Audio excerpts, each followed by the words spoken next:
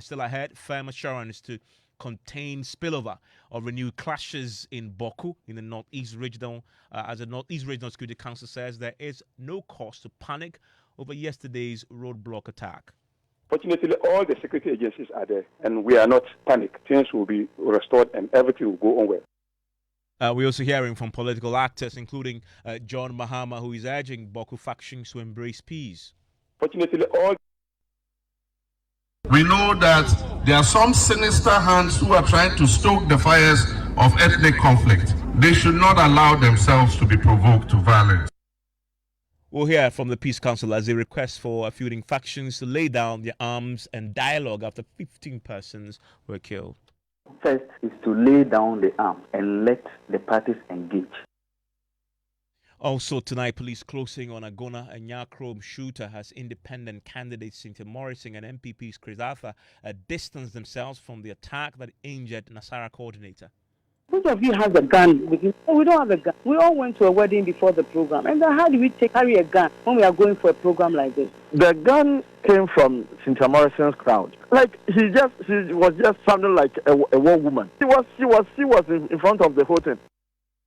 And later, I'll bring you our latest feature series, Streets of Despair. And for the first time in 4 years, the Ashanti region won't be represented in the grand finale of the National Science and Maths Quiz, despite a strong start with 29 participating schools.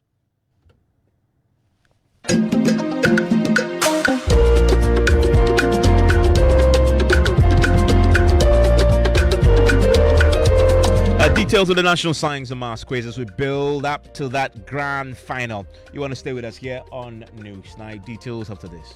You're still live here on Newsnight. It's on Joy 99.7 FM. I want to take you to Boku now, where security chiefs are currently in a meeting, an urgent meeting about yesterday's roadblock attack following renewed clashes there that left several people dead. We're getting conflicting reports on the number of casualties. To get some clarity for you, following this particular meeting, the conflict is reported to have been sparked by the return of a rival chief, Seidu Abagri. Joint police and military personnel have since been deployed to restore stability. It's unclear how many people have been killed so far, but the MC for Wale Wale, Isaku Somo Lucky, assured that there is no cause for panic, as they have now put in place a number of measures to deal with the security situation. So far, so very good. We are in it. The regional minister is chairing the program, and we have discussed a lot of things that will bring peace back to the good people of Northeast region. You know, we are in Northeast region, but the issue is at Boku. But the people in Boku are also affected by the people in Northeast region, because the Mampushis there are also, some of them are coming from Northeast region. So we have to be concerned with what is going on. But in terms of what is happening in West Mampushi and Padamata Wale Wale, inshallah, so far so very good. There's no more problem. Everything is going on peacefully without any problem. There are many figures that are being bandied around about the number of people who have died. How many people are on your list? That is exactly what I cannot say for now, because we are still in the meeting, and both the police and the military are there to give us the update. So we are on it to settle on how it was done. But so far, I have heard of one person, but the other one that people are talking about, that's what the police is now going to update us on. That is when it comes to our area. But we don't know what is happening in Boku. But do you know whether any of them are receiving treatment at the hospital? Certainly, I don't have information on that as well, because the municipal security commander is also in the meeting. He's just about to give us his briefing on the matter. Going forward, will there be heavy deployment of the police and military on the ground for some time? If there is a need for that, if that will bring peace back to the place, we'll do that. Fortunately, all the security agencies are there, and we are not panicked. Things will be restored, and everything will go on well. But now, there's calm everywhere. You can't even find anybody on the street again on those issues.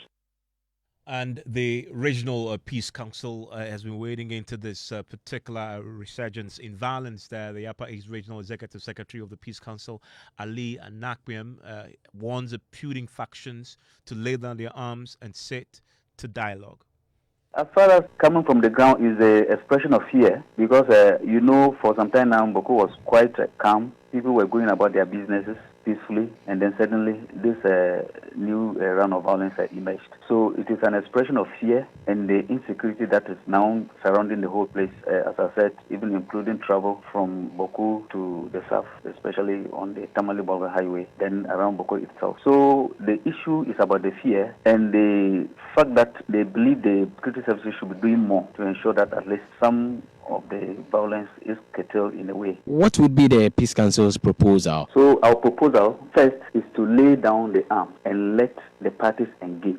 The second is to get all major stakeholders from the top, I say the top, from the presidency, the ministries, the MMDAs, all to play their roles in ensuring that the parties are able to engage in the way that they can sit and listen to each other. The Peace Council itself from our national level has a role to play, and we are saying all at that level should begin to see the Boku issue as a national issue and tackle it as such. Now, the affairs, it will also affect the December elections and may disenfranchise people in the affected areas. Dr. Victor Doke is a security analyst with the Kofi Annan Peacekeeping Training Center, is calling for an increased deployment in security, both military and the police there, and an immediate resolution of the chieftaincy dispute that belies this particular eruption in the violence we've seen over the last few days ahead of the elections. We are going to likely have a state of emergency declared in Boku because obviously the curfews aren't doing any good.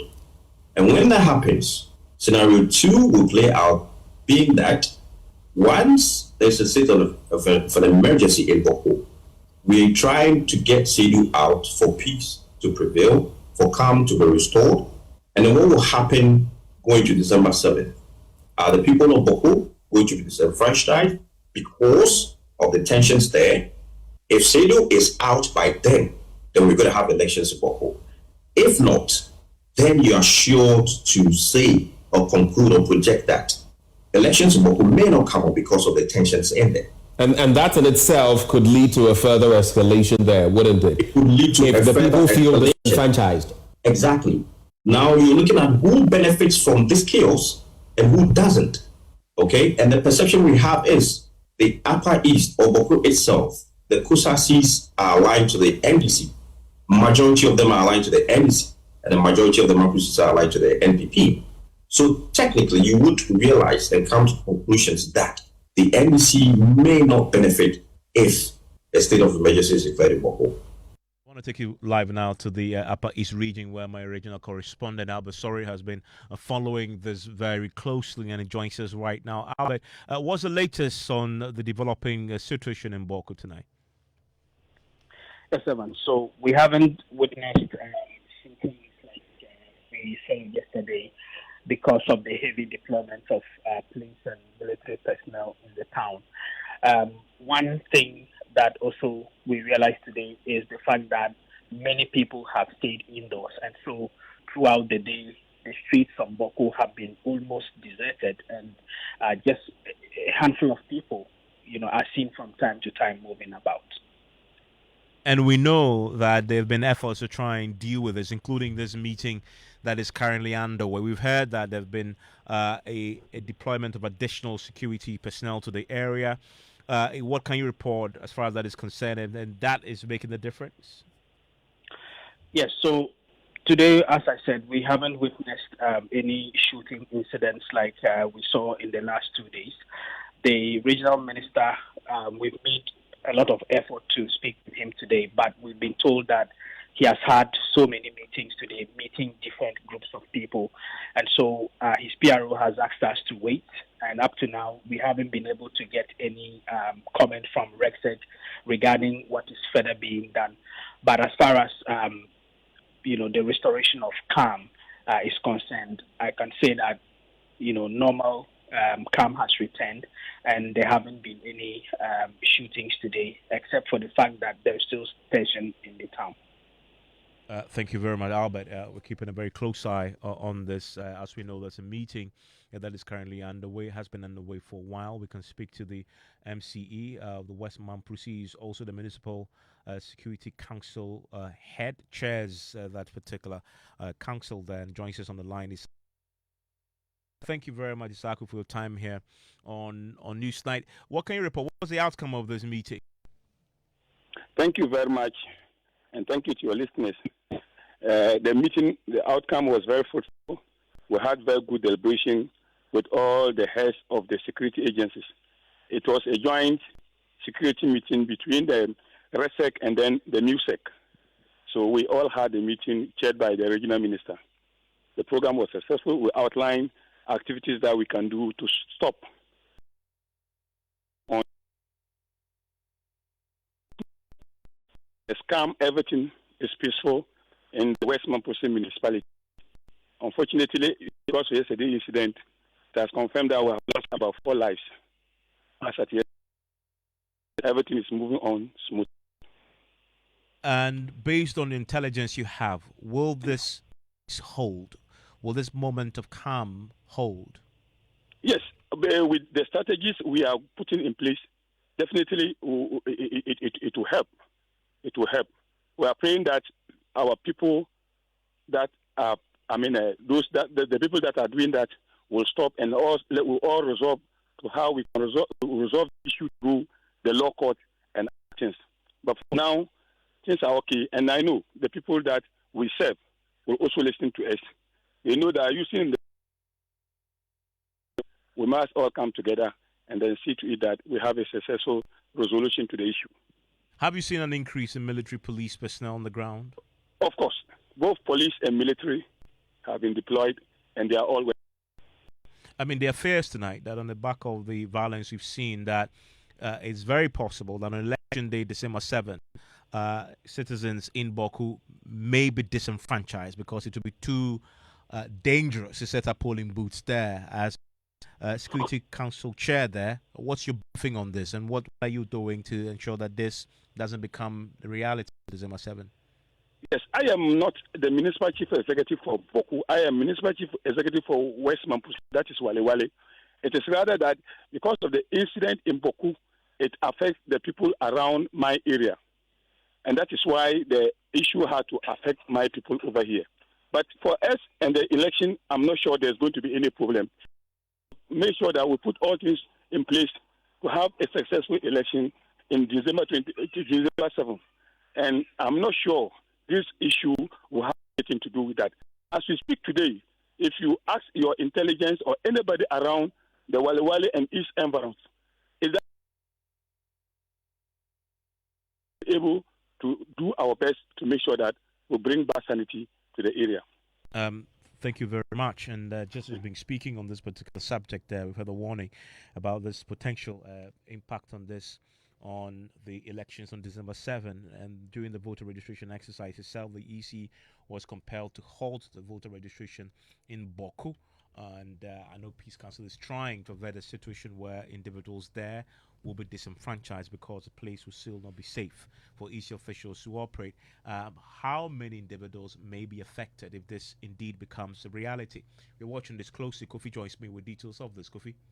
Well, so Evans, let's start from the Boku Central area itself. It has 21 electoral areas, and we are estimating, according to what has been put out by the Electoral Commission in terms of the provisional statistics, in terms of the ballots, 149 polling stations may be affected, and a total of about 64,000 registered voters for the Boku constituency.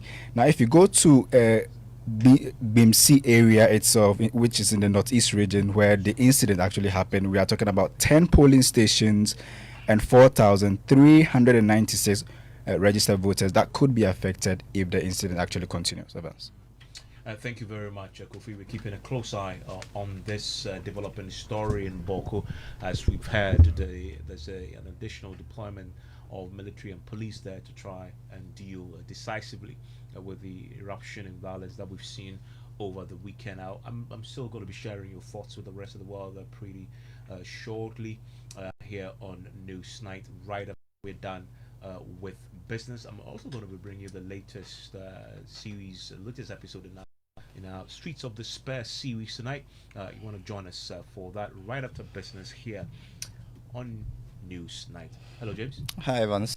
Coming up in business this evening, management of Sunon Asogli Power Company accuses Finance Ministry of dishonesty in debt restructuring exercise, and Food and Beverages Authority kicks against introduction of digital stamp machines and system manufacturing. The Business News on Newsnight is brought to you by MTN Business, Kingdom Books and Stationery, Syntex Tanks, and Pepsodent Charcoal and Herbal. Welcome back to Business on Newsnight with me, James Shen. Now let's settle for the details. Now, the independent power producer Sunon Asogli has described government position on debt owed the company as dishonest. Finance Minister Dr. Mohamed Amin Adam over the weekend accused Sunon Asogli of acting in bad faith after the power company shut down its plant due to a $259 million debt. Spokesperson for Sunon Asogli, Elik Makpetobo, said the Finance Ministry has not been candid in its negotiations to restructure the debt. That is absolute dishonesty again. You know, in 2023, the end of the year, we requested, there was a similar situation like this. We requested 90 million to service our debts. Out of that, he paid 60 million, remaining 30 million that he promised to pay in February. I don't know, his calendar has not ended February yet. Here we are in October. We've still not received that 30 million. And we are asking, the whole of 2024, you have not made a dime to us. Add 30 million to it. Will you say that is a bad faith? Will you say that is unfair? You are owing me about 259 million. Give me 60 million out of that for us to negotiate about the 2 million. And you are saying this is a bad faith. Eliklim Apetogbo is the spokesperson for Sunon Asogli, still on the Finance Ministry. Now, Finance Minister Dr. Mohamed Amin Adam has assured that the Bank of Ghana is in a strong position to meet the dollar demand of businesses in the coming weeks. Speaking at a news conference in Washington, D.C., USA, Dr. Adam insisted that there is no cause for alarm. And I can tell you that the Bank of Ghana has accumulated significant reserves to meet the demand. We also know that the IMF, after the board approval on the 2nd of December, will disburse $360 million to Ghana. We are working with the World Bank also to disburse another $300 million under the DPO series. And so in addition to what the bank has already accumulated in reserves, respecting these flows, forex flows, which certainly will help in stabilizing the cedi into next year, early next year. And that was Finance Minister Dr. Mohamed Amin Adam there speaking. Now, to some other stories. The Food and Beverages Association of Ghana has reiterated its disapproval to the introduction of new digital machines for fixing excise tax stamps on their product by the Ghana Revenue Authority. According to the chairman of the association, John Awuni, this will serve as a disincentive since manufacturing firms are expected to bear the cost of procuring the machines. Don't have to do that at the expense of the manufacturers, just as ECG introduces new machines from time to time, but not at the expense of consumers. So the GRA can also go procure new machines, install at the manufacturer's premises when they find it necessary at their full cost, at the full cost of the GRA, at the full cost of government, but not at the expense of manufacturers. It is not the duty of manufacturers to go look for digital machines, install at their own cost, and so as to enhance tax and pay taxes again to the government. I don't think that that is acceptable. And the AGM must make this very, very, very clear. John Awuni is the chairman of the Food and Beverages Association of Ghana. Now, Oyster Agribusiness, an innovative agri-tech company specializing in the climate-smart agriculture, has raised $2 million in funding to expand its operations and deepen its impact on smallholder farmers across Ghana. This milestone was made possible through the support of Root Capital, RDF Ghana, and Sahel Capital Social Enterprise Fund for Agriculture in West Africa, with the fundraising process led by Pangia Africa Limited, a leading business development service provider. Chief Executive Officer Edmond Combat outlined the impact the fund will have in the agri sector. It's going to help us to increase the number of farmers that we've engaged over the years from the current 4,500 to over 10,000 farmers. And the number two is that it's going to help us to create more direct jobs with the youthful population that we're employing and encouraging into agriculture. And then number three is that it's going to help fund our capex, because we need to construct a few warehouses in our operational locations. We need to get a few farm implements as well. And all of this will augment and further the works of oyster agribusiness. Edmond Combat as the Chief Executive Officer of Oyster Agribusiness. Now, Tropo Farms Limited, Ghana's foremost aquaculture expert and the leading supplier of fresh premium quality tilapia, says it will continue to bring new offerings to its customers. Marketing Manager Rebecca Avomo Diallo reiterated the company's commitment to improving on its customer services. She spoke to Joy Business after winning the Fresh Fish Brand Award at the National Customers' Choice Awards, Ghana. The work that we are putting in the industry is relevant. It means that a lot of people love our tilapia, and it means that when it comes to tilapia in Ghana, it's nothing but Volta Cash tilapia. So we are really grateful to have won this award today, because our customers mean a lot to us. So we are really, really grateful. So going forward, you should actually expect more. We are looking at new products that we are working on. They will hit the market very soon. We are looking at products in terms of transformation. You know, it's not always tilapia and Bawku, tilapia and rice. We are looking at avenues of transforming the fish into more products. Rebecca Avomo Diallo is the marketing manager for Tropo Farms Ghana Limited. And that's all for business on Newsnight with me, James Ishen. Over to you, Evans. James, thank you very much. In our latest episode of Streets of Despair, my colleague Sweetie Abochi takes us deep into the heart of Tema Station, where a family bound by circumstance rather than blood has created a fragile sense of home. Beneath the terminal, a scrap of rubber, a mosquito net, and a thread of hope are all that stand between them and unyielding streets. If you have ever wondered what life is on the streets, what it looked like exactly, here's a sneak peek.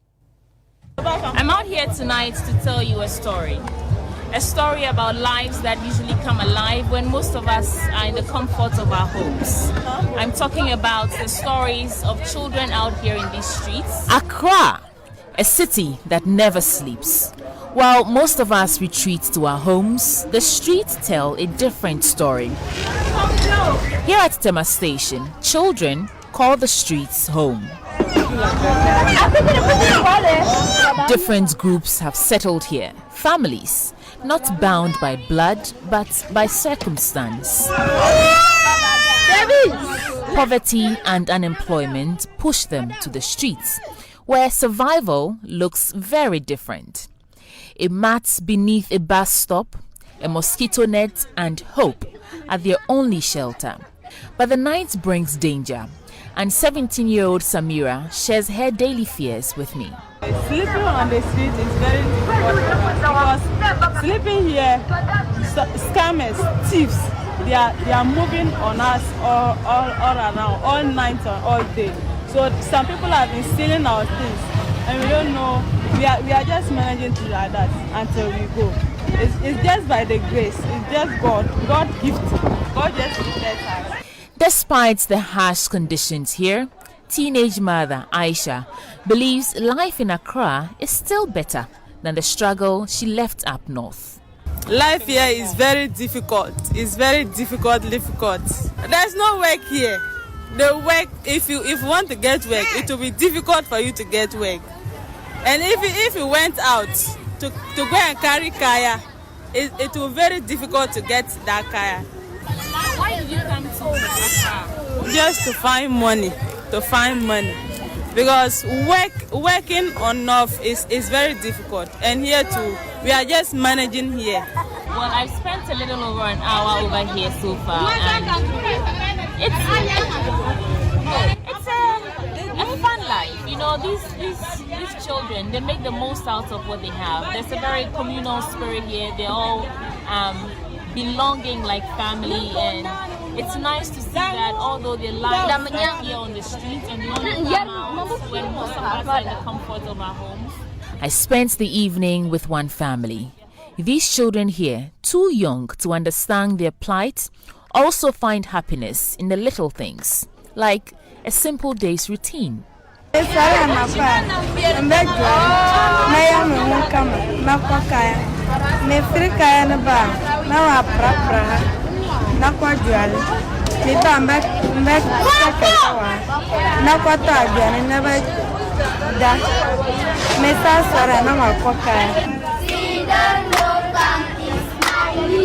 They look forward to the night because it is a time for games, laughter, and storytelling, an escape from reality when they have the lorry station to themselves. So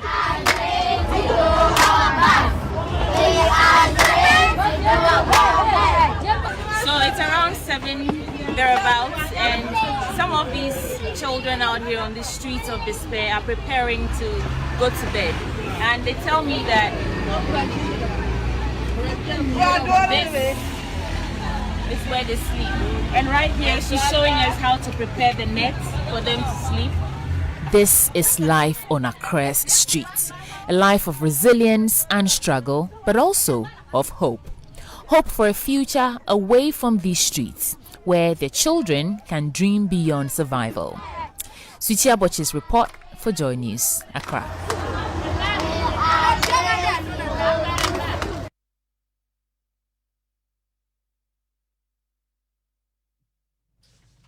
And that is Suitia Boch's report there. Fascinating indeed. You really want to watch the full piece. It's across our social media platforms. It's also live on our news at 7 on television. You don't want to miss it. Just go onto our many social media platforms. It's on Facebook, on Twitter, also on YouTube, and watch it for yourself. How life on the streets look like at night. And guess who us in the studio with sports? Hello, Mr. Hi, Evans. I didn't see you on the field on Saturday. I saw you on the tracks. Exactly. That's my whole point. Yeah, but you lost. Oh, but did you see the false start? You didn't see the false start? There were Ghana athletics officials there. But the Ghana, that's my point. We actually have video evidence of Muftao starting before the gun was fired. Yes, I'm going to show it to you. I don't believe that. But I'll show it to you. I watched the race live. What?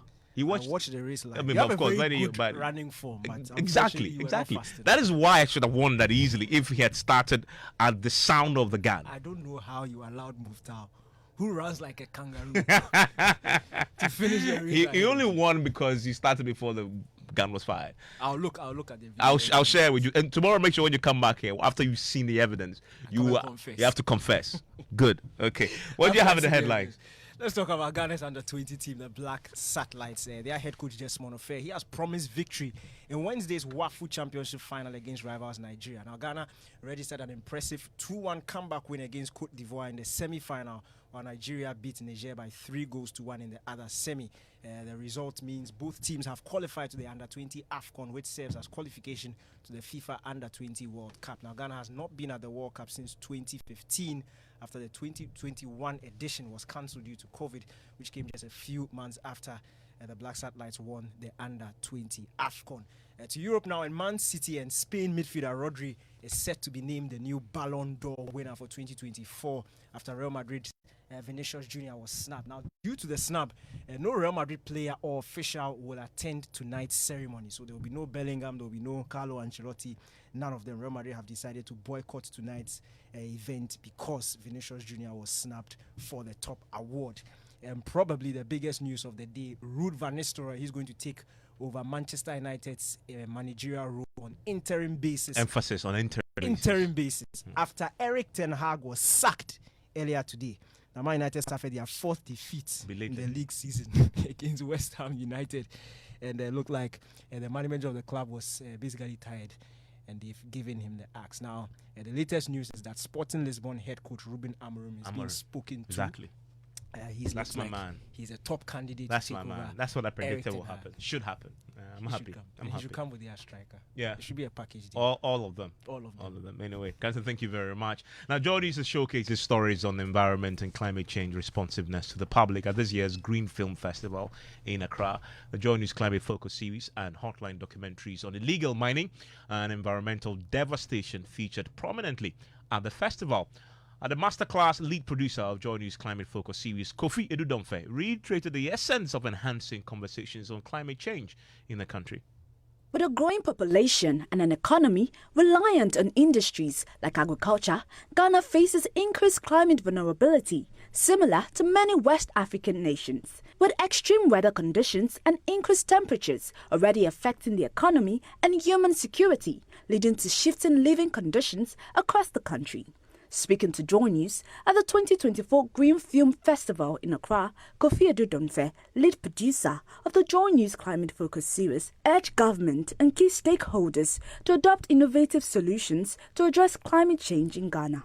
One of the cardinal interests in coming up with this production at Joy News is to highlight the critical importance of the climate conversation. Climate change, as we all know, is a phenomenon that is currently with us, not only in Ghana, but the globe. And for us, we believe it's part of our responsiveness to create awareness, to drive the narrative around climate change, and most essentially, to bring policy to bear on the need for us to act in the area of mitigation and adaptation.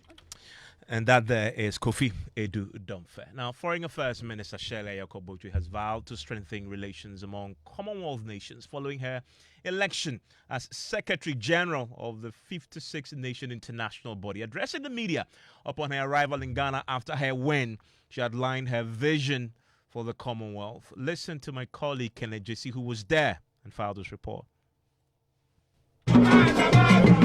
Well, after over 30 hours flight from the nation of Samoa, the Secretary General-elect of the Commonwealth of Nations, Shirley Ayokobotu, touched down in Ghana around 12 p.m. local time. And of course, there were party enthusiasts, supporters and sympathizers who thronged the Kotoka International Airport to welcome the Foreign Affairs Minister. We come from different nations and cultures, but we share a commonwealth of values. My vision is to build on these strengths, promoting trade and ensuring education, skills training development, and innovation for the teeming numbers of young people across our commonwealth. I will provide leadership to work with member states in collaboration with other multilateral institutions towards addressing climate change, which presents a clear existential threat to our commonwealth.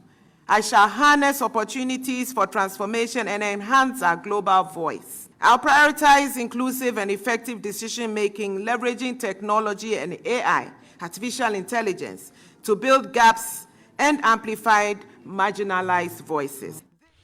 And congratulations to her, making Ghana proud once more. I'm pretty sure you remember Kofi Annan was flying the flag of Ghana pretty high at the UN.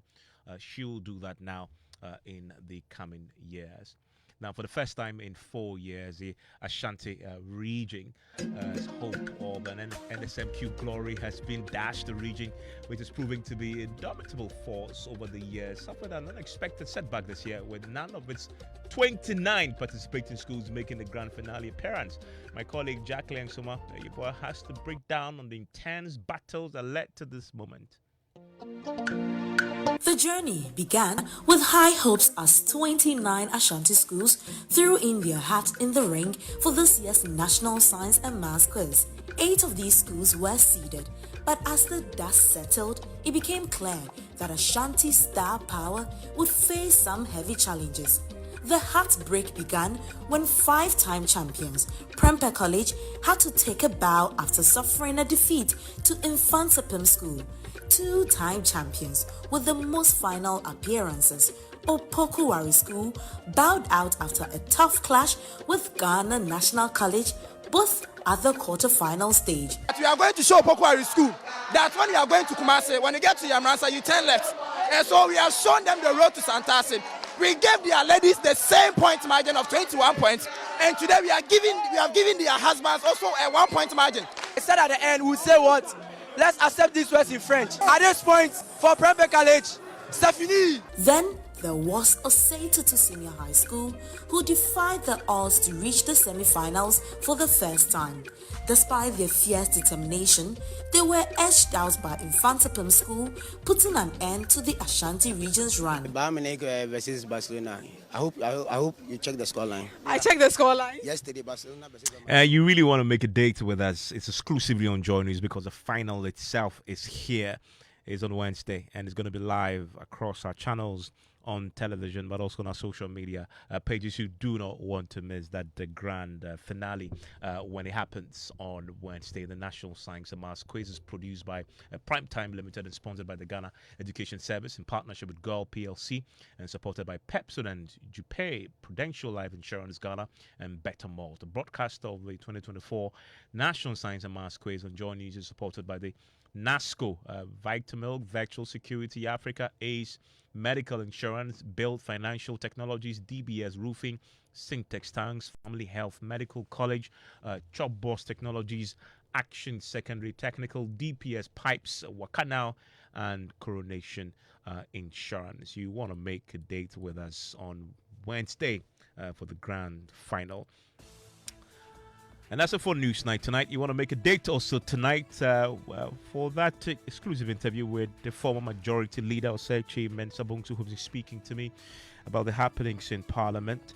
He's been talking a lot about the consultation or lack thereof, but also why he's still occupying the current position as Minister for Parliamentary Affairs when he's not the Majority Leader, a position that has traditionally been held by the Majority Leaders. He explains why Antonio Marking is not in that position. You want to join us for that at 9 p.m. on PM Express. And many of you join us with your thoughts on that major story around the U.S., and a couple of them says, this one from Rebecca says, the U.S. should also include bodies like the Peace Council and the EC when their actions lead to chaos. And T Smart says the troublemakers have already sent their families abroad. This threat from the U.S. is much ado about nothing. More on myjoyonline.com.